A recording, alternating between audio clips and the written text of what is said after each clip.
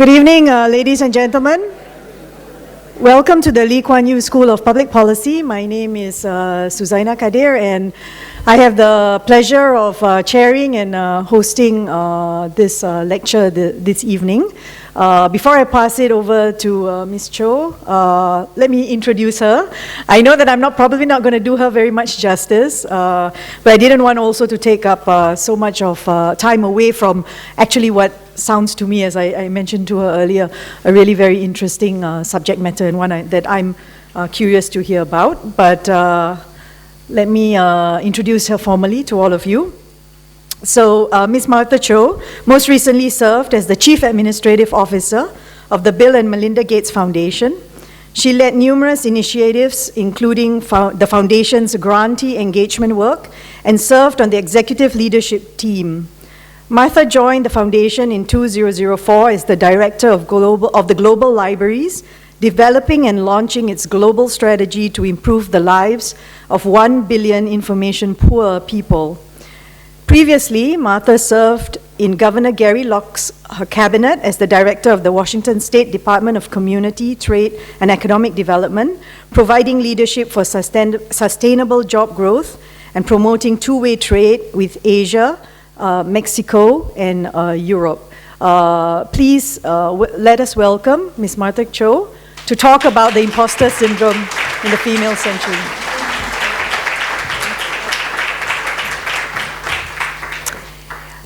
It is wonderful to be here. I've had a chance to spend a couple of days talking with a number of students about philanthropy and also learning more about NUS, so I'm really honored to be here. As we were talking about the subject of my talk, the female century question mark, we were going back and forth about what I could say about the female century. And I'll share with you how this kind of came about, but I am going to talk about the imposter syndrome. But before I do, I thought it would be helpful just to take a look at the landscape of the state of women today. 21st century, we have 23 women who are serving as heads of state. In Asia, in Africa, in the Americas, President Kirchner of Argentina, Ellen Johnson Sirleaf in Libya, Prime Minister Merkel, South Korean President Park. So we've got, for the first time presidents who are women in a number of countries. Let's look at another sector, the private sector. We have 17 female chief executives of the Fortune Global 500. Indra Nooyi, the first woman president of Pepsi. Mary Barra, the first woman CEO of General Motors, a very traditionally male industry. Maria de Graça Silva, Petrobras in Brazil. Meg Whitman, HP, she was the CEO of eBay for a number of years and ran for the governor of the state of California.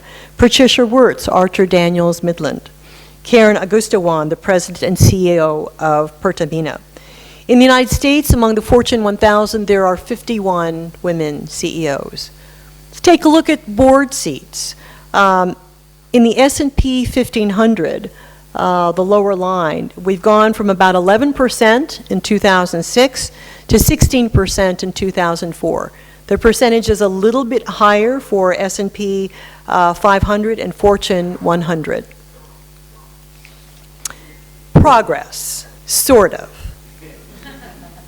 But let's also take a look at some other interesting data. So this is a really interesting slide, okay? Okay, granted, John is a common name in the US, all right?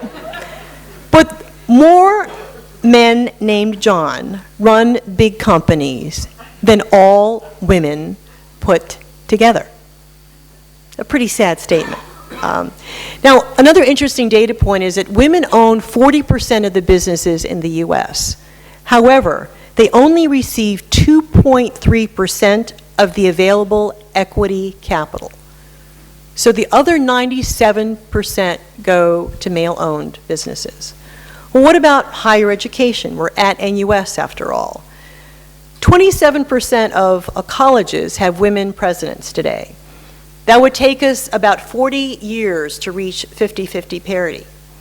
Now, women faculty earn on average 19% less than male counterparts. Now, this is despite the fact that most universities have a higher percentage of women students. In the US, it averages between 56 and 57%. In US, it's actually much more even. I think it's about 51% women compared to men. If you take a look at Nobel Prize winners, the little tiny red dot at the bottom represents Nobel Prize winners. And reading left to right, physics, we had 2 women Nobel Prize winners. Physiology and medicine, 11 out of 196. Chemistry, 4 out of 165. Literature, 13 out of 97. Peace, 13 out of 86. And economics, 1 out of 73. So, the female century? Not yet. Why? Well, there are multiple factors. There's both conscious and unconscious bias. And I've often said I think the unconscious bias is the toughest to battle. Because without that awareness, it's very difficult to actually initiate change. There was an interesting study a couple of years ago at the top 6 universities in the United States.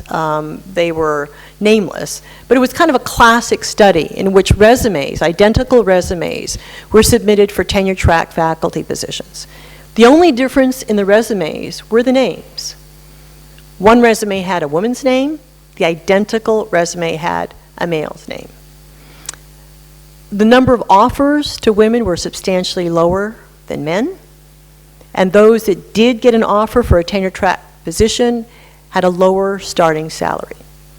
There was nothing different except for the name on the resume, which I think reveals how ingrained this bias is. Now, it's interesting that success is also attributed differently to women than men. Both for women ourselves and for others looking at women, our success is often attributed to luck and timing, one-time factors. Success for men is often attributed to their skill and experience. There's also a confidence gap that exists in women. And it really struck a chord for me, and that really led to my talk on the imposter syndrome. I was giving a chat with the Gates Cambridge Scholars. These are the equivalent of Rhodes Scholars. It's a program that the Gates Foundation funded about 15 years ago. And I chatted with them a little bit about my career path and shared some insecurities that I had along the way. And after the talk, I was shocked at how many, mostly women, but also some men came up to me afterwards and thanked me for talking about the imposter syndrome. They said, it's been a hot topic of conversation among us here. And I looked with incredulity. This is the cream of the cream. And I thought, what business do you guys have talking about the imposter syndrome? Well, it was shocking, but it's still prevalent among these very, very talented young students. So, to describe the imposter syndrome, let me kind of share with you a few pictures. Picture of a dog in a lab. I have no idea what I'm doing here. That's pretty apt. A dog in a lab. You are not good enough. I don't measure up. I don't know enough. I don't know all the answers. I'm not good enough for this job, for this promotion, for this position. You fill in the blank. You may feel that others are so much better qualified than you to be holding that position or that job. And day 77 and no one suspects a thing. I get lots of accolades, I get lots of recognition, and it must mean that people think I'm pretty good, maybe even awesome. But the truth is, I'm a phony. I'm a fraud. And it's only a matter of time until they find me out and the jig is up. Okay, so far I've been doing a pretty good impersonation, right? The imposter syndrome. Well, this is the definition of the imposter syndrome. People are unable to internalize their accomplishments. Despite external evidence of their competence, they remain convinced that they are frauds, and do not deserve the success that they've achieved. Proof of success is dismissed as luck, timing, or as a result of deceiving others into thinking they are more intelligent and competent than they believe themselves to be. Notably, imposter syndrome is particularly common among high-achieving women. This is a quote from Pauline Clance, who collaborated with Suzanne Imes way back in 1978 to launch kind of the first study in naming the imposter phenomenon. This is a quote about what prompted this study. This is Patrice Clance speaking. I experienced imposter phenomenon feelings in graduate school. I would take an important exam and be afraid that I had failed. I remembered all I did not know rather than what I did. My friends began to be sick of me worrying, so I kept my doubts more to myself.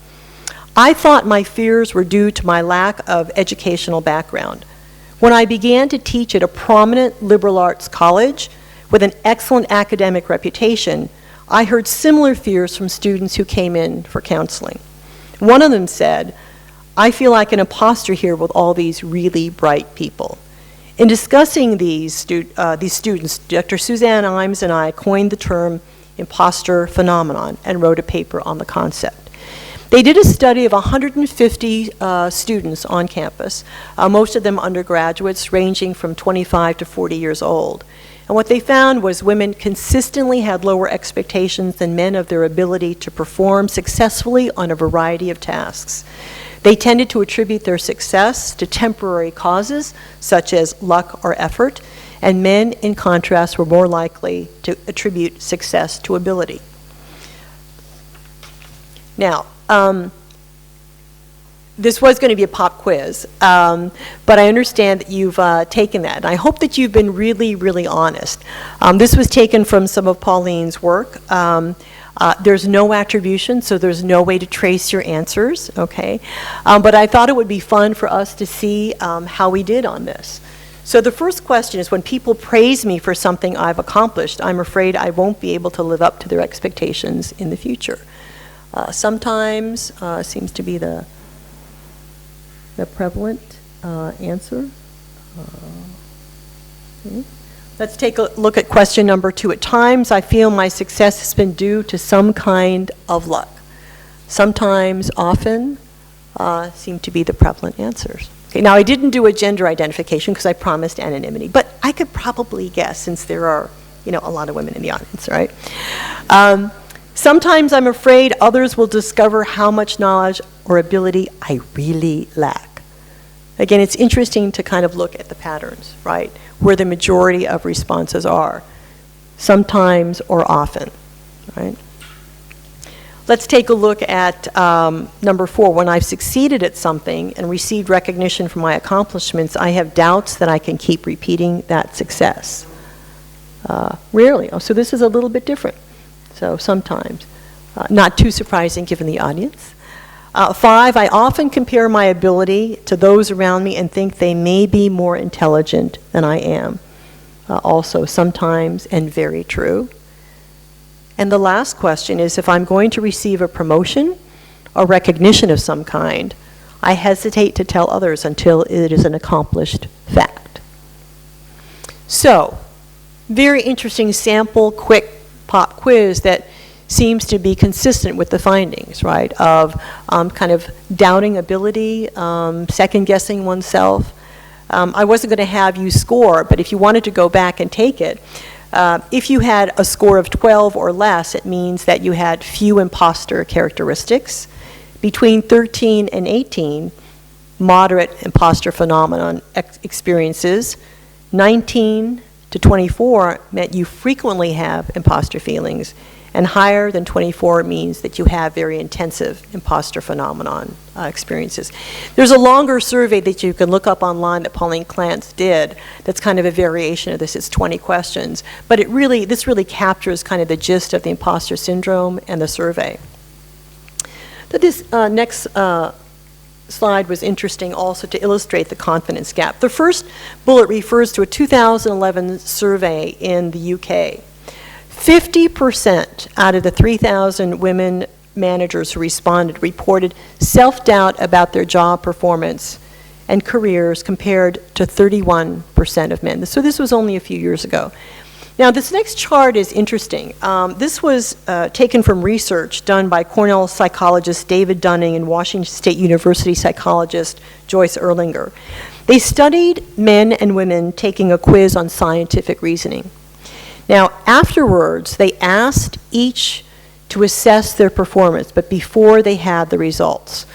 So it's interesting to note that men thought they got about 7.1 of the 10 answers correctly. In reality, they got 7.9. Women guessed that they got 5.8 correctly, when in fact there was very little difference in terms the percent correct that they received compared to men. Now, this next part is also very interesting. Again, this was before the recipients knew the results of their prize. The same students were invited to take part in a scientific competition, and that competition would award prizes after the quiz, but before results were known. So take a look at this result. 71% of the men signed up to take that competition on the promise of potential prizes.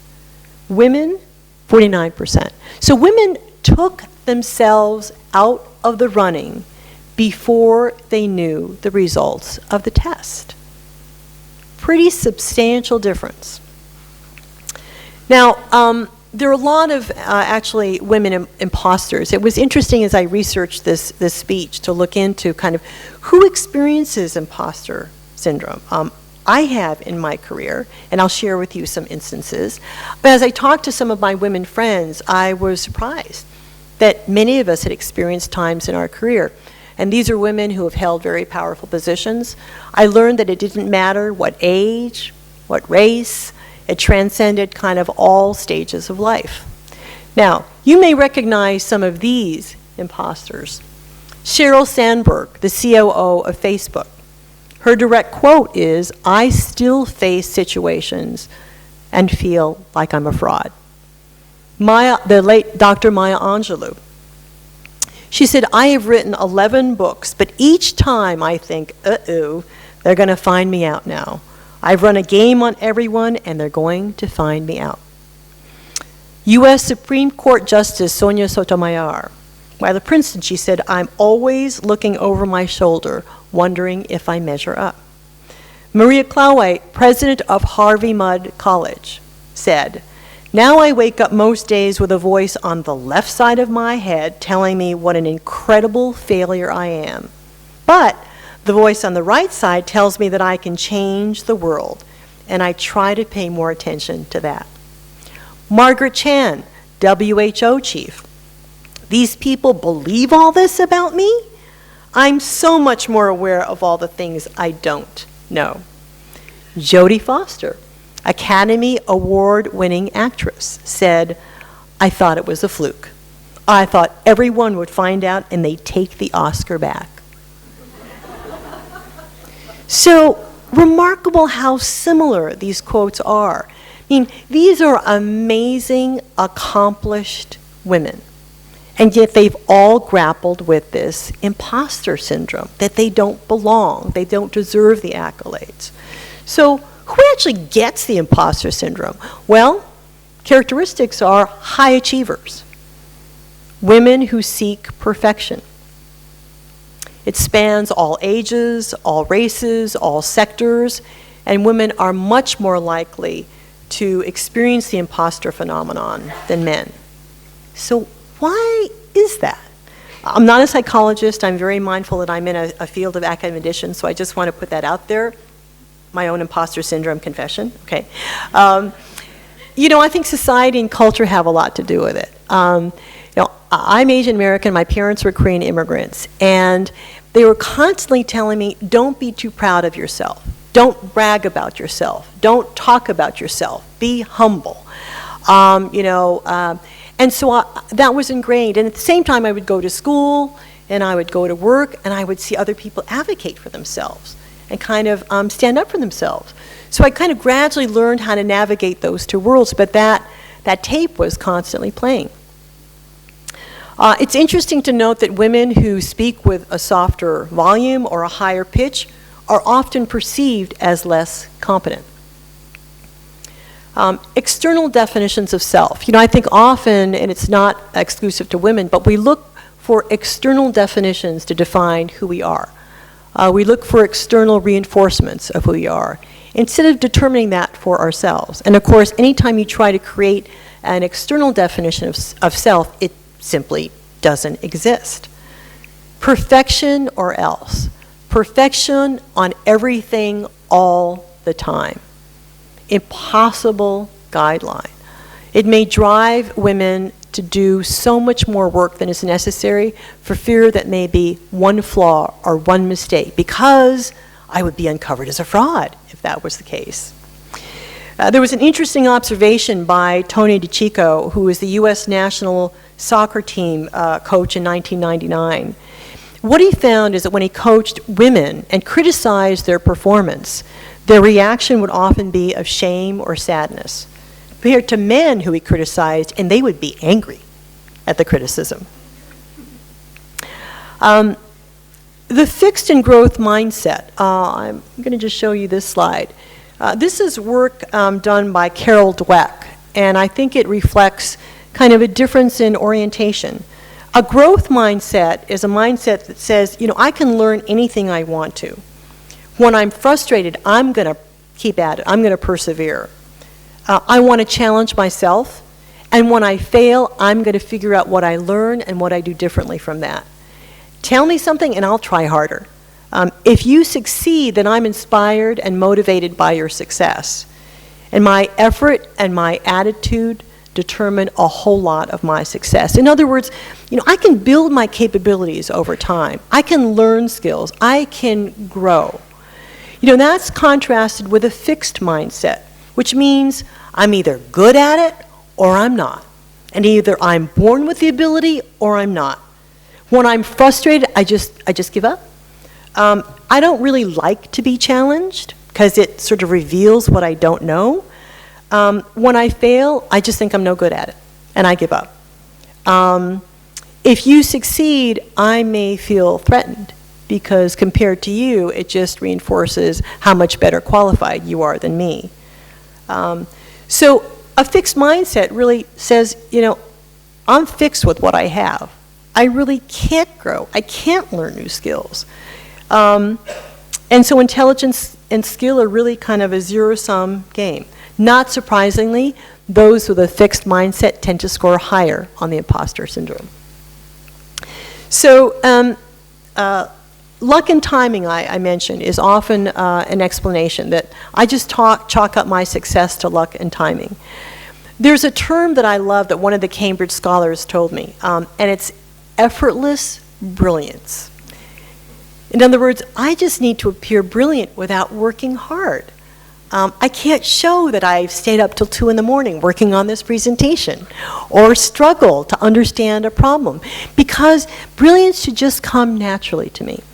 And it was really surprising for me to talk to this young scholar and learn that he's pedaling madly under the surface just like a duck. But this expectation, especially at Cambridge, that you really can't show it.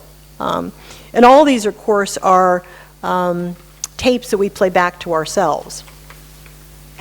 So what are the implications? Well, there's a very practical bottom line implication when the imposter syndrome occurs. I'm going to give you one example of a particular aspect, and that has to do with women's aversion to negotiation. Women don't like to negotiate, okay? 20% of adult women in the U.S., that's 22 million people, say they never negotiate at all, even though they recognize negotiation as appropriate and even necessary. Now, what are the implications of this? By not negotiating, let's say, a first salary, an individual stands to lose more than $500,000 by age 60. Men are 4 times more likely as women to negotiate a first salary. In one study, 8 times as many men as women graduating with a master's degree from Carnegie Mellon negotiated their salaries. Men who negotiated their initial salary got an average of 7.4% more than the beginning offer, roughly $4,000. In that same study, men's starting salary was about $4,000 more than women's on average. So in other words, if women negotiated, that gap would have disappeared between men and women and starting salaries. Now, there was another study that calculated women who consistently don't negotiate their salary could forfeit up to $1 million during their career. There could be a self-fulfilling prophecy. Projecting doubt internally actually starts to project a lack of self-confidence. I had a colleague at work, and she was passed over for a promotion, and the explanation was, you lack executive presence. And she came to me and said, I don't understand what executive presence means. And so we were talking a little about what that might look like. And in fact, one of the ingredients of executive presence is whether you exude confidence or not, whether you assert yourself, right or wrong. The implications also are, as I mentioned in that previous slide, women choosing to sit on the sidelines, women taking themselves out of the game before the game even starts. Why? Because of the aversion to failure. Aversion of making mistakes. And so we lose the benefit of those contributions of women who do that. And I also think about the signal that it sends if you're a team leader or a leader, and you insist on perfection all the time about everything. What do the people who work for you then expect?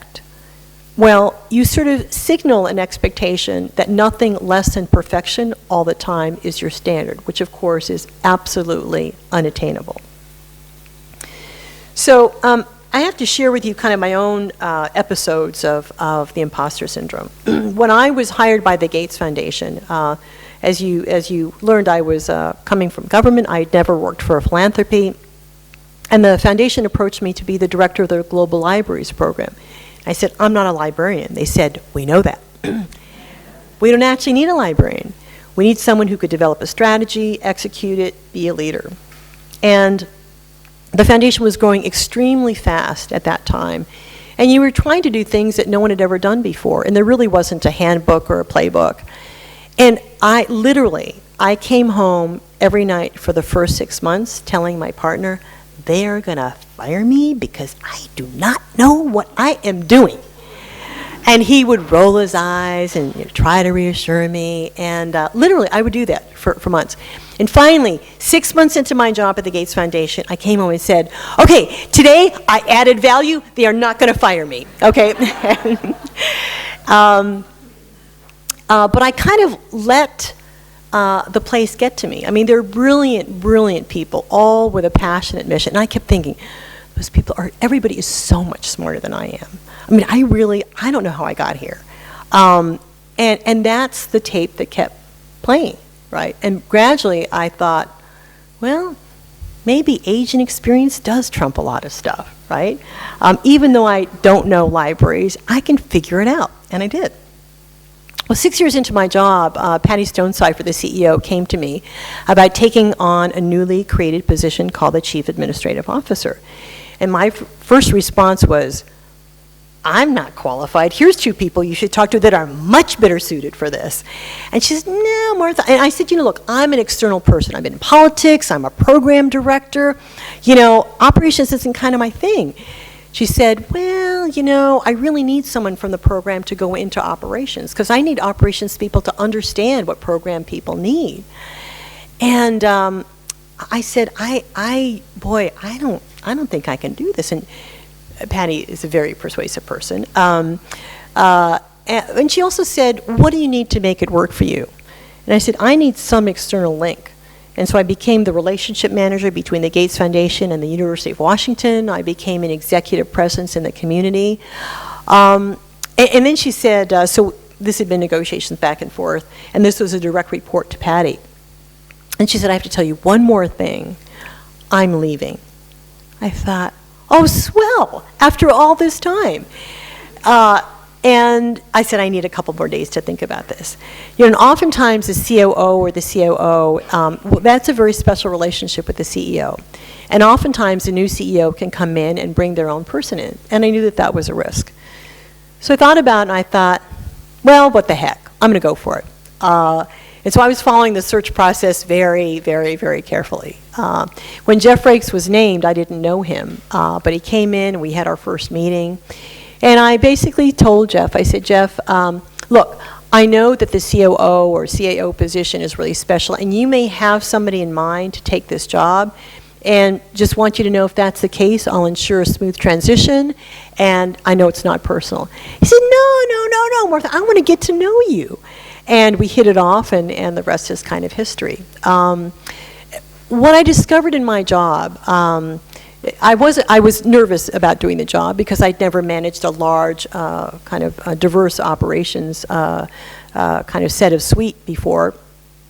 And I was even more nervous when I was introduced at a forum like this and asked to talk, and said, Martha's very courageous. She's the only person I know who would take over an IT department run by an organization led by Bill Gates.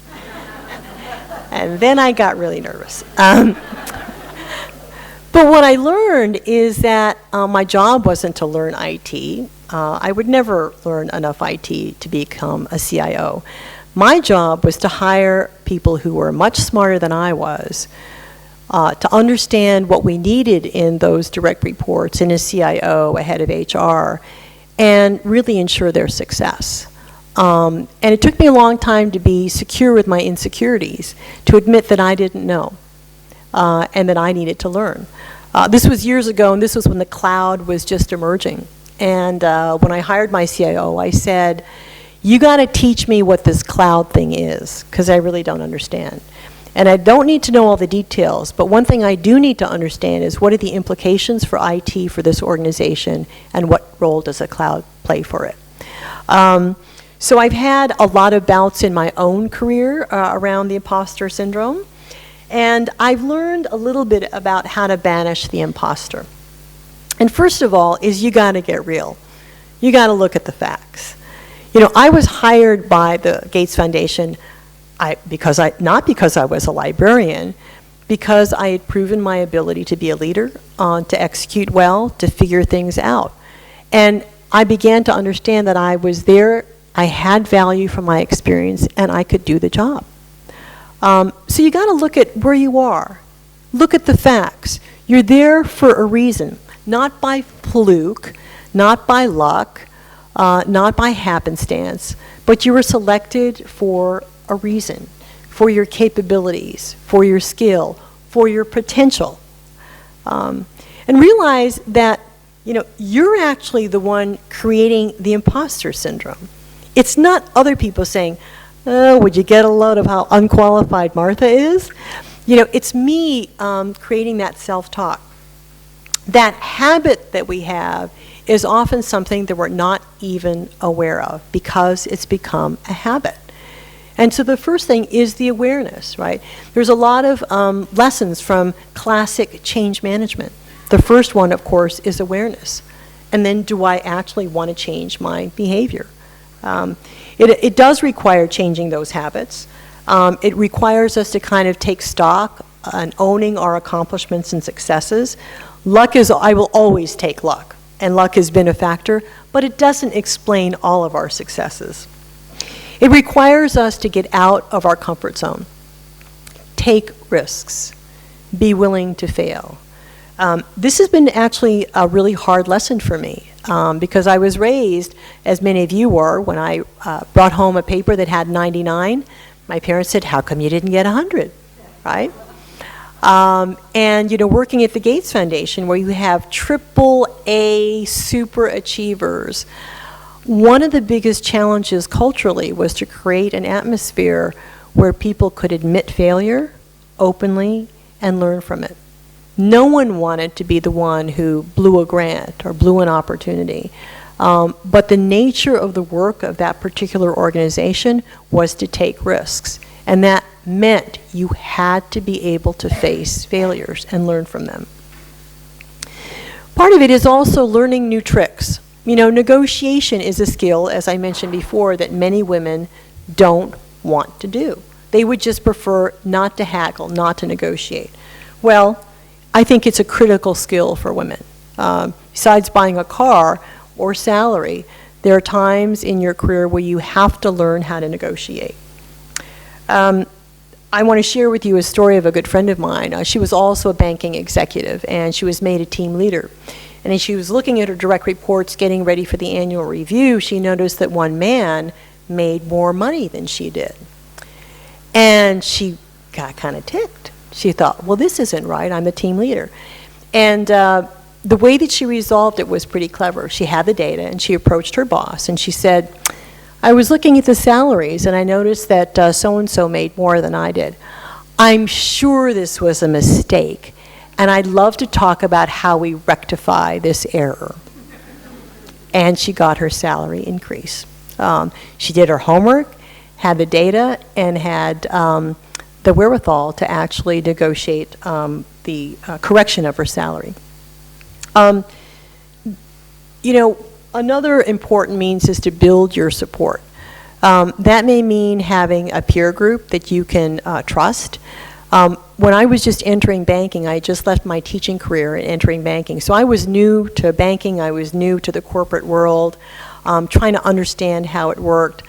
And there were a group of 5 of us, all women, who decided that we were all early in our careers and we would meet as a support group. So we met every other Sunday for years.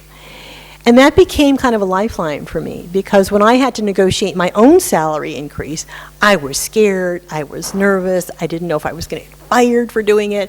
And I actually rehearsed my speech with the support group. They were encouraging, they gave me tips, they critiqued. I went in, made the case to my boss, and I got my promotion, I got my salary increase. So a lot of it is kind of finding peers who you can learn from, get support from, and kind of think about how you can support each other.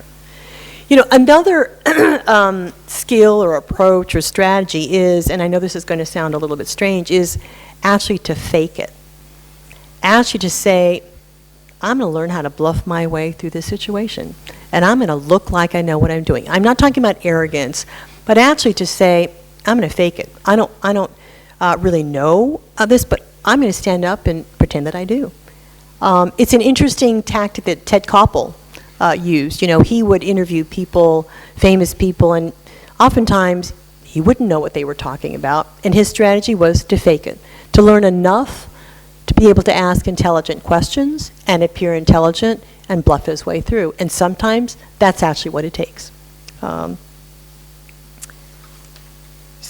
found that NUS also has a Women in Leadership. So learning new tricks, taking advantage of what's here at your fingertips. Often conferences have panels of women who can talk about their imposter syndrome, how they've overcome it, and actually creating, again, that support and the ability to learn new tricks. I mentioned peer support. I was recently asked by a group of University of Washington graduate students from their School of Public Affairs who were just about ready to graduate to come talk to their Lean In circle. And Lean In refers to Sheryl Sandberg's book, where she talked about leaning in, not taking yourself away from the table. And I asked these young women, again, who were graduate students, very successful, about the imposter syndrome. All of them experienced it except for one woman. So I asked her, well, why don't you have this imposter syndrome? She said, I competed in sports. And I think the training for me to be in team sports, to learn how to win, to learn how to lose, made an enormous impact on me. And mentors, to find people who can actually share the lessons and to let you know that you're not alone. That, as you saw from the slide, there are a lot of women who have this syndrome, but a lot of us do it to themselves. So learning from our lessons and not repeating the cycle is a great opportunity through your mentorship. And remember, first and foremost, you are not the imposter. You are there for a reason. Own your success, own your place, and own your power. Thank you very much, and I look forward to your questions.